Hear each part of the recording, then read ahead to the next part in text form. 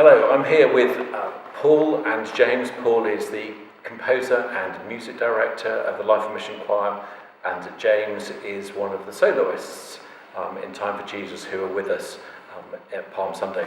I just thought we would chat a little bit about music and what it was like to compose music, to tell a story through music, and also what it's like to be part of the choir, to be singing a role, but also then to think a little bit about what it means for us as Christians to be doing that. So Paul, thank you, both of you first of all, for agreeing to do this. Tell us a little bit about what was kind of the inspiration. Why did you want to write a musical? Well, the honest answer is I was asked to write a musical. So I dabbled a bit in music writing. This is back in 1997, 98. And at the time I was a member of the United Reformed Church, and they wanted to do something to celebrate the millennium and do some sort of musical passion play. And they asked me to write it. And so I said, yes, I'll have a go. And so we did that, and we formed a choir, because there wasn't a choir that existed. And we formed it in April, year 2000, and we did Time for Jesus, and that was supposed to be it. Just a one-off thing that one year, and here we are 26 years later, and we're still singing this show. Yeah. That's great, we loved it.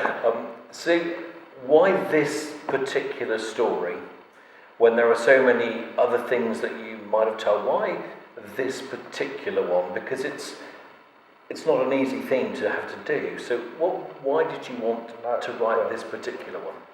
Well, I guess I thought I just went for the biggest and best story there is in the Bible, isn't it? I mean, it doesn't get much better than that. So I thought, let's go all out and tell that story. Plus, Joseph had already been done, so and a few others. I'd listened to a lot of Roger Jones musicals. He was probably at the time the only person sort of doing that sort of thing. And I thought, I foolishly thought I could do something like that. Plus it was specifically going to be a passion play for the year 2000, so there was sort of a commission to do that. So, yeah. And musically, you have to cover quite a lot of ground. Yeah. From the highs, the lows.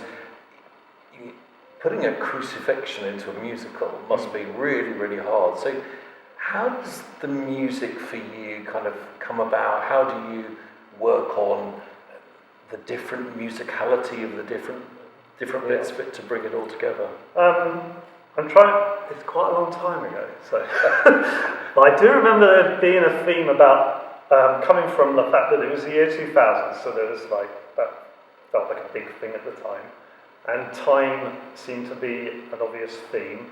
And then I started thinking about, there's a little bit of playing with the timeline, so the musical basically starts at crucifixion, but then we very quickly jump back a few days to Palm Sunday, and then tell the story chronologically from there. Sorry, I've forgotten what the question was, but I'm just going to keep talking. It was that, so time is a theme that was in the music, and also in the lyrics, if people are paying attention, the very first word you hear is beginning, and the last word you hear is end, which I like putting little things in that. And then also using different musical styles to tell the highs and lows of the story. So it starts quite down, but then all of a sudden you get this burst of life and colour, and what I think Palm Sunday must have been like. Often songs about the Last Supper are usually quite downbeat, and I was thinking, but wouldn't it have been a sort of celebration? So I kind of really upped the jazzy, New Orleans sort of thing going on there. But then you want to take people on a musical journey, don't you? So it's going to be highs and lows, and even in your most dramatic parts, you can think, how do you pull the emotion out of that song or that part of the story? And the emotion is very powerful, that in performing, it's one of those things where there are, you can't really do spoiler alerts in the story of what happens of Holy Week. Spoiler alert, Jesus came back. But at the same time, the emotions and the way that the the narration draws you through it and the different emotions of the different songs mean that actually, in performing it, it's surprising how much emotional intensity you experience as you're going through it, because you do have these sort of joyful, happy times in the upper room, and then, I'm sort of asleep on the stage while Gethsemane's happening, but at the same time hearing that sort of heart-wrenching solo that Jesus has while Peter and the other apostles are just fast asleep and ignoring it, and then Jesus being taken away, and then the joy of the resurrection. It takes you on a journey even as you're performing it, but watching it. So just carrying on that conversation a little bit, how does that shape your faith? Because you're not just singing this as a musical item, you're singing this as a Christian with your own faith. How easy or difficult was it to put yourself in Peter's shoes, to realising that it's not just Peter that denies Jesus, we all do things which deny him. And then also you're singing words at the end about promising to follow faithfully. What's it like for you to put yourself in that position? And how does your faith inform your singing of that role? I guess there's two things. I think the point at which the denial happens, I remember the first time I rehearsed it when we were down in New South Wales, about just over a year ago. There's a point where Peter's come on stage and being very much accused and harangued by the whole choir. And actually the choir really do throw themselves into it, and having lots of pointing fingers. And really the first time that happened, that was actually this is quite violent. So actually just sort of, even if that was, it's not quite exactly what's described as with Peter, that actually it feels like sort of more individuals are sort of saying, weren't you with Jesus? But yet that gives you an insight into what he would have been feeling, that actually even if it was just one person, it's like, if they know that I was with Jesus, and that gives me more of an insight perhaps into why did he deny 3 times, that actually the feeling of having the whole world suddenly looking at you and thinking, if they know, then I'm going to be taken off and crucified too. So I think that kind of feeling of being confronted in that way was new for me. And Oh Jesus, I have promised at the end, I find that very difficult to sing from an emotional perspective, that actually it's actually not so much what I'm promising to Jesus, it's the what Jesus has promised for me. Oh Jesus, you have promised that where you are in glory, there will your servant be. That actually, having just gone through and been reminded of all that Jesus did, of the betrayal and the pain and the agony of crucifixion, and then that sort of the excitement of the empty tomb. He's not here. He's risen. To then come back to why did he do all that? So that where he is in glory, I could be too. That's sort of, it's a choking thing almost, to have to just in a way swallow that and think, yes, I am feeling that, but actually I at this point want the people who are watching this to be thinking about that themselves and not be distracted by the fact that I'm not able to hit my notes. Which is not dissimilar to when when we're doing leading music on a service here, but actually there are songs that I find difficult to sing, not because they're musically difficult, but because they inhabit so much of my faith, and think, oh yeah, these are such good words, and I want them to see that they're good words as well and to join in with them, but I've got to actually, in a way, suppress my own emotional engagement with it, so that you keep the musicality going. That also comes from playing it, because I have actually sung on stage in Time for Jesus, but not very much. But I'm more usually behind the keys. And now Jesus I Have Promised is a song I often struggle to play, because I find myself so emotionally involved, and my eyes close, and I get lost in the harmonies and the words, and then all of a sudden I realise, oh, hang on a minute, I better start looking at what I'm doing and focus on what I'm doing, and otherwise it's all going to fall apart. So, yeah. So, as you said, James, there's no spoilers, we know the story. Why do you think music engages us emotionally in ways that maybe just hearing the story told or reading it in the scriptures doesn't engage with us so much. What is it about music that enables the story to go deeper into our soul, do you think? That's a big question. Well, I mean, if you're going to see a musical, you want to make people emotionally involved, and that comes through a melody or through a lyrical, either well, both. And there's something about a melody that sort of not bypasses your brain, but kind of goes through your brain and then reaches your heart in a way that maybe just reading or hearing doesn't. And I wanted people to make sure that they had felt like they'd experienced a musical and experienced being taken on a bit of an emotional roller coaster, really. I mean, that story is all in 1 week, isn't it? I mean, so, yeah. And I think there are just sometimes the way in which a lyric can take a biblical truth and actually just put it in a way that you've just not thought of before. But actually,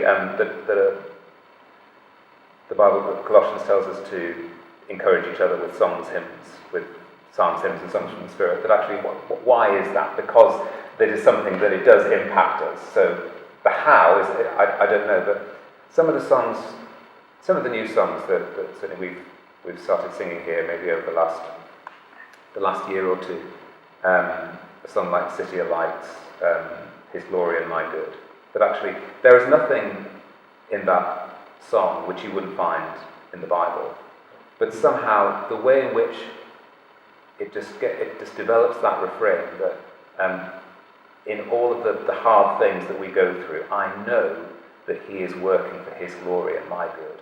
That actually to just take those and then ponder a truth and look at it and marvel at it from different angles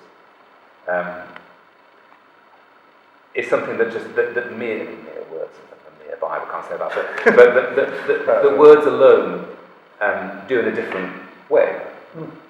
And the beauty of music, I suppose, is that different kinds of music will appeal to different kinds of people, that just because we don't necessarily engage with the sort of music that people listen to in the 14th century doesn't mean that it wasn't effective for people in the 14th century. Different musical styles around the world are great ways of engaging with the Bible. There's no sort of one good way of doing it.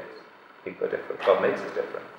Somebody was asking me in the Belgian choir, has the musical changed much over the 26 years? And no, I really thought about it. I was like, no, actually. It's very like the odd tweak of a lyric here, and some of the arrangements have changed because different musicians have come and gone, but like the tunes and the style of them hasn't shifted at all. So I was laughing to myself, I think we're told to many times in the Psalms to sing a new song. And it's like, well, they still feel like new songs to me and to a lot of the choir, which I mean that's nice and it has that longevity. But yeah, it's good that it still feels new, basically. Yeah, and if it still feels new, and obviously the stories, you can tell that story over and over again. It doesn't matter how many times. Maybe I should write a new version of it. I don't know. But yeah, it's a story that's never going to get older. And even though the world may change, but the fact that story needs to be heard, that doesn't change. You could do a follow-up called It's Still Time for Jesus. It's still time for Jesus. More time for Jesus. It's a real responsibility, isn't it? Handling other people's emotions in that music. Do you think, looking back, that gosh, that was too big a thing to do, but if I'd realised how big it was, I probably might not have started. Oh, absolutely. If I'd have known we'd still been... If you just said to me in 1999, it's like, oh, those notes you've just written down, in 27 years' time, you're going to be singing that for the 40th, whatever, time in Belgium, I just went, don't be ridiculous. So I think I just didn't think about, I think I just wanted to tell the story well. And yeah, I had no idea it was going to have this longevity. So it's amazing. God has amazing plans. And question for both of you, which is kind of different answers, because you are the writer, composer. Does it still strike you, or does the performance mean that you don't, kind of pay attention to you? And James, you spoke about experiencing what it was like to be Peter, and we live in a world where, in some parts, there is hostility to Christians and others. Has it helped to shape you, in the sense, in terms of your own following of Jesus, your own personal witness? For me, a lot of that comes from the choir that was formed out of it and still exists, the Life and Mission Choir, which was basically born in the United Reformed Church, and then over the years has just become very ecumenical. So there's Baptist, Methodists, Anglicans, Catholics, people at the first stages of the journey of their faith, people who've been a Christian for years, people exploring, we're very open. And the community, and if you ask anybody in the choir, the family, that's been a massive part of my life. And just seeing how people have grown in faith, and not just through time for Jesus, but through other things we've done, and how all these different traditions come together, showing that it really can work and work well. That's probably one of the major things for me. Yeah, I think for me doing this has, particularly the last 2 Easters that we've done this, it's been a real, it's shaped the way that my Easters have then gone. But actually, I do find it both spiritually really encouraging in terms of just the recognition of what the Easter story means as to what Jesus has done for us. Also, I fair to say the last 2 Easters, I found it actually quite spiritually draining as well. And I think there is something of the emotional and spiritual kind of activity within it that makes it hard. And actually, I think it's been a really good thing that I think you tend to have a lot of people who are praying for Time for Jesus at the time when it's being formed, because actually, even those 2 in Belgium, we had one where an amp went in the middle of the first performance, and then we couldn't. Mary got stuck in the toilet about half an hour before the performance was going to start. Like the toilet door wouldn't open. I've got quite a few stories like that over the years. Things do happen to actually prevent, to try and prevent this sort of thing from happening. And actually, that was one where, the point when we couldn't get massively out of the toilet. Actually, the few of us just, I think, actually, what we need to do is pray at this point and actually pray for protection over this, because there is, I think, some spiritual power in this. So that again has been sort of striking to see. It reminds me of quite an early on performance where a number of things went wrong both before and during, and I was a bit down about it afterwards. But the guy who was playing Jesus at the time was just full of what a joy it was to not just get to the end, but that we'd managed to tell the story and we'd still had the same impact despite part of the piano falling apart and part of the sound got in an organ pipe and just made this horrendous noise, and a number of other things happened. But it was just like, we can still. It was really wonderful having you come to Belgium to be performing at Brussels, but it wasn't just the choir coming, so you joined together with our own choir. Tell us a little bit about the thinking and the ethos behind doing something like that. Yeah, so it came at a very good time, and it was a really exciting opportunity. The musical itself ultimately belongs to God. It hasn't felt like it belongs to me for a long time. It felt like it belonged to the Life and Mission Choir, but now it feels like our family has just grown, and so now it's got a bigger belonging, and it was just a joy to be able to join together with the Belgian choir, so thank you for that. I'm sure our choir will be delighted to hear that they are a joy to sing with. So just all for me to say is just thank you both so much for coming. Thank you for your time here. And as you say at the beginning, we want to thank Jesus for the gifts he gives us and to be able to sing his story, because it is so wonderful. Thank you so much.